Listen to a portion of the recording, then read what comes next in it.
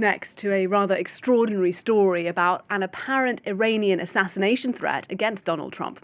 Last month, the US president flew out of Turkey on a secret military flight while the White House said he was on Air Force One. And indeed, footage shows Trump boarding the iconic aircraft.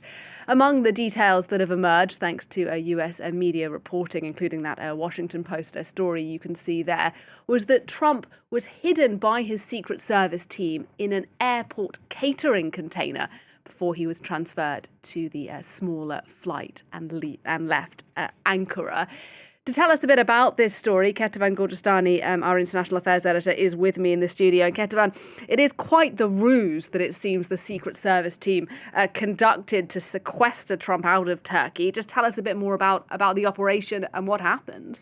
Well, look, according to the Washington Post, this decoy operation involved not one, not two, but 3 planes and a catering truck. Already public was the idea that Donald Trump had to switch planes for leaving Turkey. He had arrived on that new Qatari gifted, the dark blue Air Force One, but when he left, he decided to go with the old Air Force One. That at the time had already triggered a little bit of conversation and questions about reporters asking, well, is that because of security features? And at the time, they said, no, it's because we want to show the new Air Force One to our troops in England. And then he left on this old Air Force One, the light blue. He went up the stairs there, but it seems that he didn't stay on it.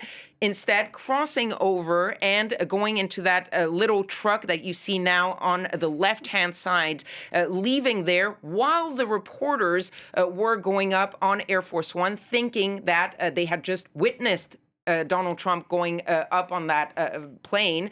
They and other White House staff remained on Air Force One, which we thought was Air Force One, with that call sign to England. And only then, when they landed there, Donald Trump reappeared on this old Air Force One, came back down and made the switch back to the Qatari dark blue Air Force One. All of this happening, of course, because there were security issues. But this latest story and the use of a third plane really does show that the concerns were much bigger than what was previously thought and much more specific to that trip out of Turkey, and that there was a clear potential threat to the life of the U.S. president, likely from Iran. That's what the White House said, but no official confirmation from the White House except this, and I'll end with that. There are many enemies of America who have their sights on him, and we use every tool at our disposal to address those threats. All right, fascinating story. Thank you so much, Kethevane Gorjestani, for us there.